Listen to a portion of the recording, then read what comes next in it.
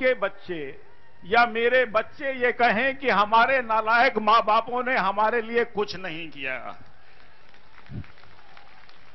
ये ऐसा सड़ा गला देश छोड़ गए वो बुड्ढे, ये साली हमारी से जो पहले वाली जमात थी इन्होंने मरवा दिया। मेरे बच्चे बोलेंगे मेरे से वो बर्दाश्त नहीं होगा, मैं लड़के मर जाना पसंद करता हूं, जिंदा नहीं रहना चाहता।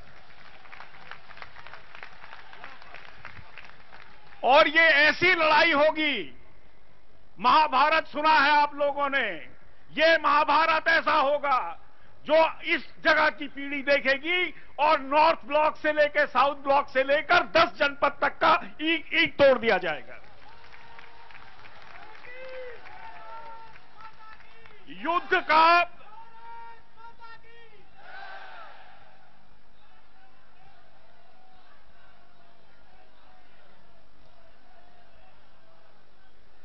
हम आपको कुछ बहुत बड़ी बड़ी बातें बताना चाहते हैं जो जनता से छुपी हुई हैं।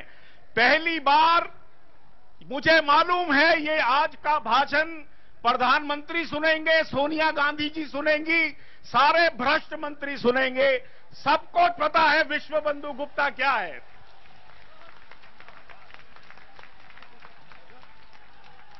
और मैं अपनी बात और आप लोगों की बात वहां तक पहुंचाने के लिए एक एक चीज का आज खुलासा कर दूंगा।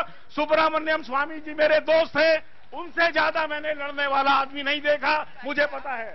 सुनिए, हम लड़ेंगे, मरेंगे। अब आपको मैं कहानी बताता हूं, ध्यान से सुनिए। इस देश के साथ धोखा कैसे दिया गया पिछले 6 सालों में, आराम से सुनिए। ये ऐसी कहानी है जो आपको सुनकर आपको चौंका देगी। हाँ जी, मैं प्रणब मुखर्जी से मिला जो भारत के वित्त मंत्री हैं। मैंने कहा, योर एक्सीलेंसी मिनिस्टर साहब, हमारा स्विट्जरलैंड में 70 लाख करोड़ हमारे लोगों का पैसा पड़ा हुआ है, आप उसको लाने के लिए कानून क्यों नहीं लाते?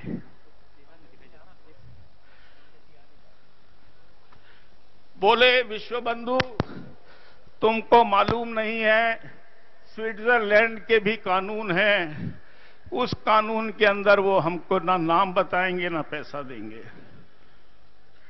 सुनता रहा, एक हिजड़े की बात सुनता रहा।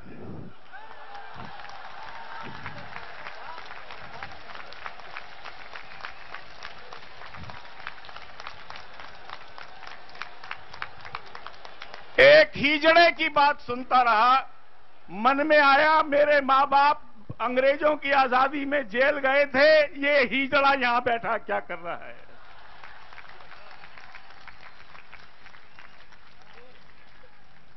ना वो सिर्फ हिजड़ा है, वो झूठा है। हर बार पार्लियामेंट में झूठ बोलता है, हम बताएंगे। अब आपको मैं स्विट्जरलैंड का बता दूं। स्विट्जरलैंड की कुल आबादी 66,80,000 है। सुना आपने? नई दिल्ली और साउथ दिल्ली की आजादी 66,80,000 है। अगर 66,80,000 हिंदुस्तानी स्विट्जरलैंड पे जाकर कब्जा कर लेगा, मुझे मालूम है हम कब्जा कर लेंगे। अरे 120 करोड़ के देश के नेताओं, तुमको आज 66,20,000 का वो चोर मुल्क, सारे यूरोप के अंदर 18 साल की लड़की को वेश्यावृत्ति का करने का अधिकार दिया गया है। स्विट्जरलैंड यूरोप का अकेला देश है जहां पे 16 साल की लड़की से वेश्यावृत्ति कराई जाती है। स्विट्जरलैंड वो देश है जहां पर, अच्छा और सुनिए, मैं आपको और कुछ फैक्ट्स बताता हूं आपको। 2005 में, स्वामी जी आप सुनिए, आप इकोनॉमिस्ट हैं, सुनिए। 2005 में जिन बैंकर्स ने, स्विस बैंकर्स एसोसिएशन ने एक चिट्ठी लिखी सरकार को कि हम आपके देश में आना चाहते हैं। 2007 में वही बैंकर्स जिनके पास 70 लाख करोड़ रखा हुआ है वो दिल्ली आए, उनकी फोटोएं हैं हमारे पास। उन्होंने कहा हमको हिंदुस्तान में स्विट्जरलैंड के बैंक खोलने दिए जाएं, हमको स्विट्जरलैंड का दुनिया में लूटा हुआ पैसा बंबई की स्टॉक मार्केट में लगाने दिया जाए। शर्म की बात है। चिदंबरम साहब से मैं जवाब मांगता हूं, 2007 में स्विस बैंक्स को आजादी दी गई भारत के स्टॉक मार्केट्स पे सट्टा खेलने की। 2005 में भारत में 4 स्विट्जरलैंड के बैंक खोले गए और 8 इटली के बैंक खोले गए। ये वो इटली के बैंक हैं जिनमें घाटा हो रहा है, जिसको वहां का माफिया चलाता है। इससे आगे जाने की मुझे जरूरत नहीं है। जैसे बाबा जी ने बोला, बाबा जी को मैंने ही लिस्ट दी थी 8 बैंकों की। अगर बहन मेरी सोनिया जी अगर देश को लूटने आई हो तो लाल किले से ऐलान कर दो ऐलान।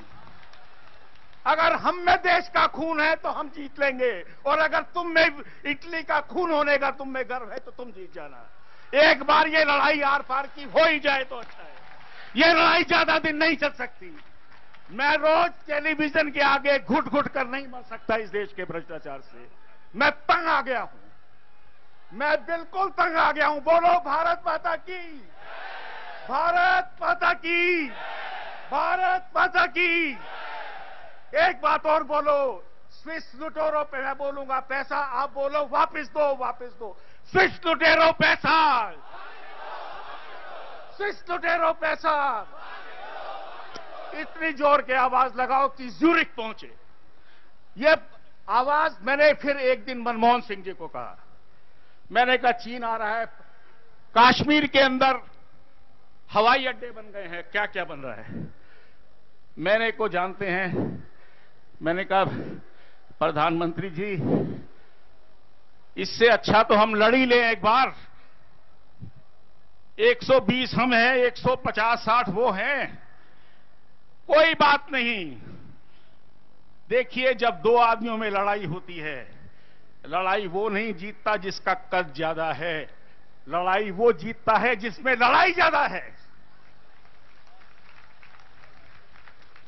हाथ हो जाए 2-2, कश्मीर पर ही हाथ हो जाए 2-2, चीन से ही हो जाए। मुझे रोज मत डराओ उनकी, ये कभी दिखाकर यहां पर डैम बन रहा है, ये यहां पर ये बन रहा है, ये वहां पर वो बन रहा है। इस साली लानत भरी जिंदगी से मैं मरना पसंद करता हूं।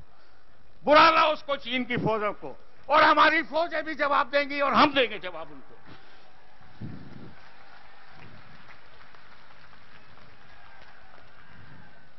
आपको कुछ हसन अली का खुलासा करता हूं।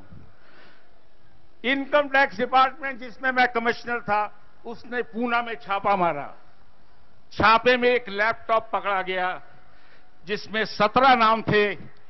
एक नाम पढ़ा जा सकता था अदनान कशोगी का, बाकी 16 नाम कोडिट थे, समझ नहीं आ रहे थे। हमारे अफसर थक गए। उन्होंने कहा कि साहब ये नाम नहीं पता लग रहे। एक आदमी ने, एक ईमानदार ऑफिसर ने स्विट्जरलैंड को चिट्ठी लिखी, आप इन लोगों के नाम बता दीजिए।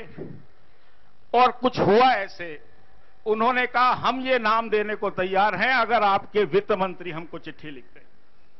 सुनिए जरा, इस देश के चिदम्बरम का कैरेक्टर देखिए आप। वो आदमी को इस्तीफा देना पड़ेगा। हम आपको उसका कैरेक्टर बताते हैं। हम चिदम्बरम का कैरेक्टर बताते हैं। चिदम्बरम ने क्या किया, 17 आदमियों की लिस्ट लिखी। मुझे कारण मालूम नहीं उन्होंने चिट्ठी क्यों लिखी, लेकिन लगता है उनके मन में घूस खाने का लालच आया।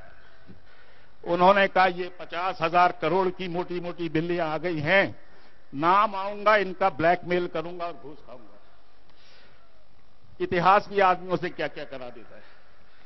चिट्ठी लिखी गई, हसन अली के अकाउंट निकले, 17 नाम आए, लेकिन चिदम्बरम की किस्मत का घड़ा फूट गया। उसमें 3 पॉलिटिशियंस के भी नाम थे। आपको नाम भी बता देता हूं, विलासराव देशमुख का नाम था जो कैबिनेट मिनिस्टर है। अब आप सुनना ही चाहते हो तो सुन लो सारी बात को। दिल्ली की मैं इसको संसद मानता हूं, हिंदुस्तान की संसद मानता हूं। विलासराव देशमुख का नाम था। और उसके बाद वो घोड़े बेचने वाला आदमी जिसने 70 जिसके करीब 70 ये करीब 50 कितने हुए साहब ये? 25 billion dollar, 20 billion dollar, 100 lakh crore हो गया। 100 लाख करोड़ जिसने जमा कराया, फिर क्या हुआ? ये 3 साल पहले की बात है। आज भी हसन अली घूम रहा है। 3 आदमी। आज दूसरे का भी नाम सुन लो, जो विलासराव देशमुख के साथ था, जो हसन अली को मिलने गया पूना में। उस आदमी का नाम है अहमद पटेल।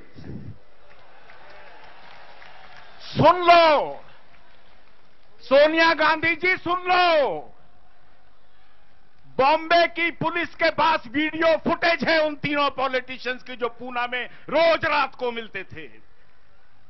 मैं अहमद पटेल से पूछना चाहता हूं, पता नहीं कितने लोग जानते हैं, वो हमारी यूपीए की चेयरमैन के राजनीतिक सलाहकार हैं।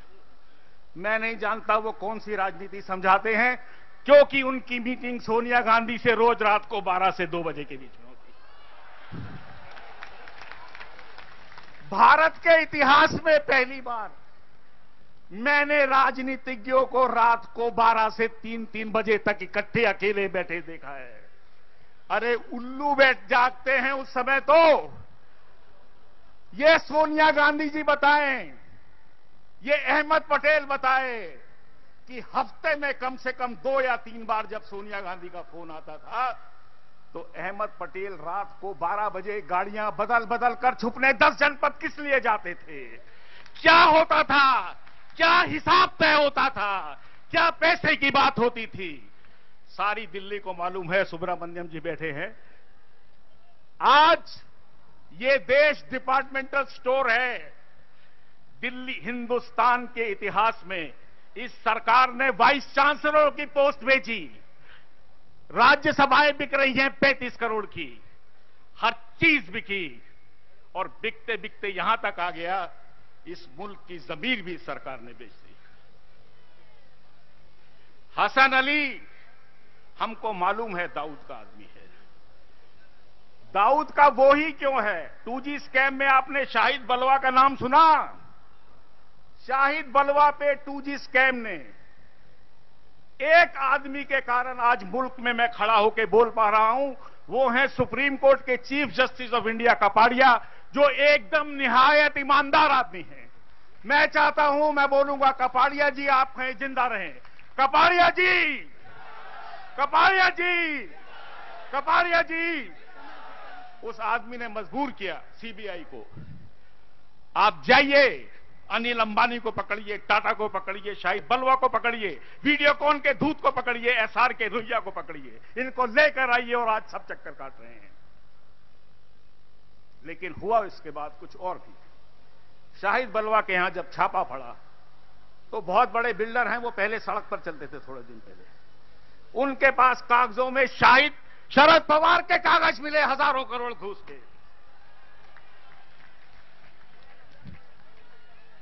अनर्थ हुआ। मुझको यह समझ में नहीं आता कि इस देश की मंत्रिमंडल में कोई ईमानदार मंत्री है भी कि नहीं है।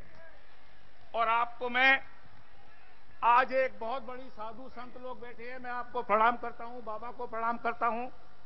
आपको एक बात बताऊं, कुतरोची छुपे बैठे हैं स्वामी जी सुब्रमण्यम जी। उनका एक लड़का है मलिस्मा, MALISSMA, सारे कागजात मेरे पास हैं। मैं कोई बात बिगर कागजात की नहीं करता। मैं कमिश्नर रहा हूं, मैं कोई जरा सी बात भी नहीं करता। मलिस्मा, अब ये कुछ इटली में कुछ और तरह से बोल रहे हैं जो मुझे पढ़ने में आया।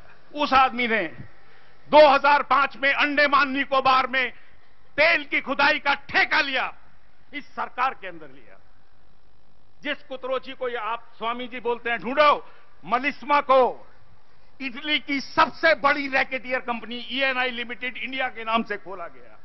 कुतरोची के लड़के का दफ्तर मेरिडियन होटल के अंदर है। चल पड़ो, चलो वहीं तोड़ के तोड़ देते हैं उसको साले का। नहीं सर, एक सेकंड, मैं बस बंद कर रहा हूं। कौन सा नाम? तीसरा हमको नहीं बताया जा रहा अभी तक। सुन लीजिए, बस मैं खत्म कर रहा हूं, आदेश हुआ है। इतना मैं बता दूं, वो मामला अभी तक मीडिया की नजर में नहीं आया है, न संसद की नजर में आया है। संसद के 80%